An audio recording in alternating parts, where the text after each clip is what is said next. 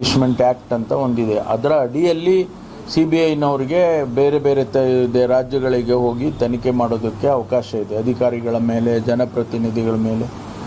ಅದು ಕೆಲವು ರಾಜ್ಯದಲ್ಲಿ ಅವರು ನೇರವಾಗಿ ಬಂದು ತನಿಖೆ ಮಾಡ್ಬೋದು. ನಮ್ಮ ರಾಜ್ಯದಲ್ಲೂ ಕೂಡ ಇಲ್ಲಿವರೆಗೆ ಅದೇ ಇತ್ತು. ಆದರೆ ಇತ್ತೀಚೆಗೆ ನಾವು ಅದು ಬೇಡ, ಹಿಂದೆ ಮಾಡಿದ್ದಾರೆ, ಬೇಡ ಅಂತ ಹೇಳಿ ಮಾಡಿದ್ದಾರೆ. ಅದೇ ಪ್ರಕಾರ ನಾವು ಈ ಸಾರಿ ಬೇಡ, ನಮ್ಮ ಪರ್ಮಿಷನ್ ತೊಗೊಂಡು ಮಾಡಿ, ನೀವು ರಾಜ್ಯ ಸರ್ಕಾರಕ್ಕೆ ಪರ್ಮಿಷನ್ ತೊಗೊಂಡು ಮಾಡಿ ಅಂತೇಳಿ ಆದೇಶ ಹೊರಡಿಸಿದ್ದೇವೆ. ನಿನ್ನೆ ಕ್ಯಾಬಿನೆಟ್ ಡಿಸಿಷನ್ ಆಯಿತು, ಇವತ್ತು ಆದೇಶ ಹೊರಟಿದ್ದೇವೆ. ಈ ಮೂಢ ಪ್ರಕರಣದಲ್ಲಿ ಬಚಾವ್ ಆಗಲಿಕ್ಕೆ ಇನ್ನೊಂದು ಏನು ಬಚಾವ್ ಆಗೋದಿಲ್ಲ. ಪರ್ಮಿಷನ್ ತೊಗೊಂಡ್ರೆ ಬಚಾವ್ ಹೆಂಗಾಗ್ತಾರೆ? ಪರ್ಮಿಷನ್ ಮತ್ತೆ ಕೊಡಬೇಕಾಗುತ್ತೆ. ಕೊಡುವಂಥ ಸಂದರ್ಭ ಬಂದರೆ ಕೊಡಬೇಕಾಗುತ್ತೆ. ಕೊಡೋದಿಲ್ಲ ಅಂತ ನಾವು ಹೇಳಿಲ್ವಲ್ಲ. ಸೆಲೆಕ್ಟಿವ್ ಆಗಿ ನೀವು ಯಾವ್ಯಾವುದು ಎಲ್ಲೆಲ್ಲೋ ಹೋಗ್ತಿರಲ್ಲಪ್ಪ, ಕೇಳದೆ ಅದ್ರ ಬದಲು ಪರ್ಮಿಷನ್ ತಗೊಳ್ಳಿ, ಮಾಡಿ. ಯಾರು ಬೇಡ ಅಂತಾರೆ ನಿಮ್ಮನ್ನು? CBIಗಷ್ಟೇ ಸೀಮಿತವಾಗಿರುತ್ತಾ? ಮುಂದೆ CBIಗಷ್ಟೇ ಈ ಆದೇಶ CBIಗಷ್ಟೇ. ಇಲ್ಲ ಅದು ಬರೋದಿಲ್ಲ. ಡೆಲ್ಲಿ ಎಸ್ಟಾಬ್ಲಿಷ್ಮೆಂಟ್ ಆ್ಯಕ್ಟಲ್ಲಿ ಬರಲ್ಲ. ಅವರು ಡೆಲ್ಲಿ ಎಸ್ಟಾಬ್ಲಿಷ್ಮೆಂಟ್ ಪೊಲೀಸ್ ಎಸ್ಟಾಬ್ಲಿಷ್ಮೆಂಟ್ ಆ್ಯಕ್ಟಲ್ಲಿ ಯಾರು ಬರ್ತಾರೋ ಅವ್ರಿಗೆ ಅಪ್ಲೈ ಆಗುತ್ತೆ. CBI ಒಂದೇ ಇರೋದಿಲ್ಲ. ಲೋಕಾಯುಕ್ತ ಸಂಸ್ಥೆಗೆ ಮೊನ್ನೆ ಟ್ರಯಲ್ ಕೋರ್ಟ್ನಲ್ಲಿ, ಅಂದರೆ MLA MP ಗಳದ್ದು ಟ್ರಯಲ್ ಕೋರ್ಟ್ ಏನಿದೆ, ಆ ಟ್ರಯಲ್ ಕೋರ್ಟ್ನಲ್ಲಿ ಆದೇಶ ಮಾಡಿದ್ದಾರೆ, ಲೋಕಾಯುಕ್ತದವರು ತನಿಖೆ ಮಾಡಬೇಕು ಹಾಗೆ ಅಂತೇಳಿ. ಅದನ್ನೇ ಪರಿಗಣಿಸಿ ಲೋಕಾಯುಕ್ತ ಸಂಸ್ಥೆಯವರು, ಲೋಕಾಯುಕ್ತ ಪೊಲೀಸ್ ಏನು ನ್ಯಾಯಾಧೀಶರು ಆದೇಶ ಮಾಡಿದರು, ಕೋರ್ಟ್ ಆದೇಶ ಮಾಡಿತ್ತು, ಅದರ ಹಿನ್ನೆಲೆಯಲ್ಲಿ ಇವತ್ತು ಮಾನ್ಯ ಮುಖ್ಯಮಂತ್ರಿಗಳ ಮೇಲೆ FIR ಅನ್ನು ರಿಜಿಸ್ಟರ್ ಮಾಡಿದ್ದಾರೆ. First information report. ಇದು ಏನು ವಿಚಾರ ಇದೆ, ಪ್ರಕರಣ ಇದೆ, ಅದರ ಬಗ್ಗೆ ತನಿಖೆ ಮಾಡಬೇಕು ಅಂಥೇಳಿ ಆದೇಶ ಮಾಡಿದ್ದಾರೆ. ಆ ತನಿಖೆಯನ್ನು ಪ್ರಾರಂಭ ಮಾಡೋದಕ್ಕೋಸ್ಕರ FIR ಅನ್ನು ರಿಜಿಸ್ಟರ್ ಮಾಡಿದ್ದಾರೆ. ನಾವು ಮೊದಲಿನಿಂದಲೂ ಕೂಡ ಹೇಳಿದ್ದೇವೆ, ಯಾವುದೇ ತನಿಖೆಗೆ ಸಿದ್ಧ ಅಂತ ಹೇಳಿ ಮಾನ್ಯ ಮುಖ್ಯಮಂತ್ರಿಗಳು ಸ್ಪಷ್ಟವಾಗಿ ಹೇಳಿದರು. ಹಾಗಾಗಿ ತನಿಖೆ ಮಾಡೋದಕ್ಕೆ ನಮ್ಮ ಯಾವ ಅಭ್ಯಂತರನೂ ಕೂಡ ಇಲ್ಲ. ತನಿಖೆ ಮಾಡಲಿ. ಮತ್ತು ತನಿಖೆಯಲ್ಲಿ ಏನು ವರದಿ ಬರುತ್ತೆ, ತನಿಖೆಯ ವರದಿ ಏನು ಬರುತ್ತೆ, ಅದರ ಆಧಾರದ ಮೇಲೆ ಮುಂದಿನ ತೀರ್ಮಾನವನ್ನು ಮುಖ್ಯಮಂತ್ರಿಗಳು ನಾವು ತೆಗೆದುಕೊಳ್ತೇವೆ. ಇಲ್ಲ, ಸರ್ಕಾರದ ಇಂಟರ್ಫಿಯರೆನ್ಸ್ ಇರೋದಿಲ್ಲ. ಯಾಕೆಂದರೆ ಲೋಕಾಯುಕ್ತ ಪೊಲೀಸು ಇಂಡಿಪೆಂಡೆಂಟಾಗಿ ಕೆಲಸ ಮಾಡ್ತಾರೆ. ಅವರು ನಮ್ಮ ಸರ್ಕಾರದ ಅಧೀನದಲ್ಲೇನಿಲ್ಲ.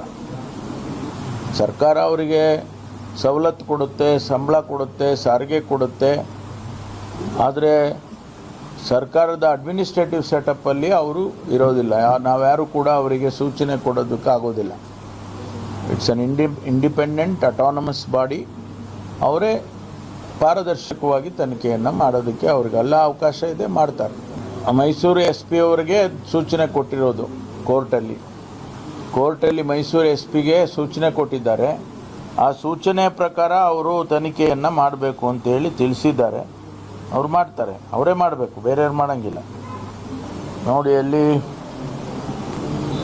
Acting under section 156(3) of code of criminal procedure, the jurisdictional police, that is Superintendent Police Karnataka Lokayukta Mysuru, is hereby directed to register the case, investigate and to file a report as contemplated under section 173 of CRPC within a period of 3 months from today. ಇದು ಆದೇಶ ಮಾಡಿರೋದು. ಆದ್ದರಿಂದ ಅವರು investigation ಮಾಡ್ತಾರೆ. ನೋಡಿ, ರಾಜೀನಾಮೆ ಕೊಡುವ ಅಗತ್ಯ ಇಲ್ಲ ಅಂಥೇಳಿ ನಾವೆಲ್ಲರೂ ಹೇಳಿದ್ದೇವೆ, ಮತ್ತು ಮುಖ್ಯಮಂತ್ರಿಗಳು ಕೂಡ ನಾನು ರಾಜೀನಾಮೆ ಕೊಡೋದಿಲ್ಲ ಅಂತಲೂ ಹೇಳಿದ್ದಾರೆ. ಆದರೆ ಈ ಸಂದರ್ಭದಲ್ಲಿ ನಾವು ಏನೇನೋ ವ್ಯಾಖ್ಯಾನ ಮಾಡ್ತಾರೆ ಬೇರೆಯವರೆಲ್ಲರೂ, ಒಬ್ಬೊಬ್ಬರು ಒಂದೊಂದು ವ್ಯಾಖ್ಯಾನ ಮಾಡ್ತಾರೆ, ಅದೆಲ್ಲಕ್ಕೂ ಉತ್ತರ ಕೊಡೋಕ್ಕಾಗೋದಿಲ್ಲ. ನಾವಿಷ್ಟೇ ಹೇಳ್ತಾ ಇದ್ದೀವಿ, ತನಿಖೆ ಪಾರದರ್ಶಕವಾಗಿ ತನಿಖೆ ಆಗಲಿ ಮತ್ತು ಮುಖ್ಯಮಂತ್ರಿಗಳು ರಾಜೀನಾಮೆ ಕೊಡುವ ಅಗತ್ಯ ಇಲ್ಲ. ಇದು ಪ್ರಸ್ತುತವಾಗಿರ್ತಕ್ಕಂಥ ಸಂದರ್ಭ ವಿಚಾರ. ನಾವು ಹಿಂದಿಂದಕ್ಕೆ ಯಾಕೆ ಹೋಗೋಣ? ಹಿಂದಿಂದಕ್ಕೆ ಹೋಗಬೇಕು ಅಂದರೆ 106 ಇದ್ದಾವೆ, ಅದನ್ನೆಲ್ಲ ತಗೋಬೇಕಾಗುತ್ತೆ. ಕೇಂದ್ರ ಸರ್ಕಾರದಲ್ಲಿ ನಡೀತಾ ಇರ್ತಕ್ಕಂಥದ್ದು ಅಥವಾ ರಾಜ್ಯ ಸರ್ಕಾರದಲ್ಲಿ ಹಿಂದೆ ನಡೆದಿರ್ತಕ್ಕ ಅದೆಲ್ಲ ತೆಗಿಬೇಕಲ್ವಾ? ಹಿಂದಿಂದು ಅಂದರೆ ಒಂದೇ ಒಂದು ಐಸೋಲೇಟೆಡ್ ಆಗಿ ಹಿಂದಿಂದು ಅಂತ ಹೇಳಕ್ಕೆ ಬರಲ್ಲ. ಡೆಲ್ಲಿ ಪೊಲೀಸ್ ಎಸ್ಟಾಬ್ಲಿಷ್ಮೆಂಟ್ ಆ್ಯಕ್ಟ್ ಅಂತ ಒಂದಿದೆ. ಅದರ ಅಡಿಯಲ್ಲಿ CBIನವ್ರಿಗೆ ಬೇರೆ ಬೇರೆ ರಾಜ್ಯಗಳಿಗೆ ಹೋಗಿ ತನಿಖೆ ಮಾಡೋದಕ್ಕೆ ಅವಕಾಶ ಇದೆ, ಅಧಿಕಾರಿಗಳ ಮೇಲೆ, ಜನಪ್ರತಿನಿಧಿಗಳ ಮೇಲೆ. ಅದು ಕೆಲವು ರಾಜ್ಯದಲ್ಲಿ ಅವರು ನೇರವಾಗಿ ಬಂದು ತನಿಖೆ ಮಾಡ್ಬೋದು. ನಮ್ಮ ರಾಜ್ಯದಲ್ಲೂ ಕೂಡ ಇಲ್ಲಿವರೆಗೆ ಅದೇ ಇತ್ತು. ಆದರೆ ಇತ್ತೀಚೆಗೆ ನಾವು ಅದು ಬೇಡ, ಹಿಂದೆ ಮಾಡಿದ್ದಾರೆ, ಬೇಡ ಅಂತ ಹೇಳಿ ಮಾಡಿದ್ದಾರೆ. ಅದೇ ಪ್ರಕಾರ ನಾವು ಈ ಸಾರಿ ಬೇಡ, ನಮ್ಮ ಪರ್ಮಿಷನ್ ತೊಗೊಂಡು ಮಾಡಿ, ನೀವು ರಾಜ್ಯ ಸರ್ಕಾರಕ್ಕೆ ಪರ್ಮಿಷನ್ ತೊಗೊಂಡು ಮಾಡಿ ಅಂತೇಳಿ ಆದೇಶ ಹೊರಡಿಸಿದ್ದೇವೆ. ನಿನ್ನೆ ಕ್ಯಾಬಿನೆಟ್ ಡಿಸಿಷನ್ ಆಯಿತು, ಇವತ್ತು ಆದೇಶ ಹೊರಟಿದ್ದೇವೆ.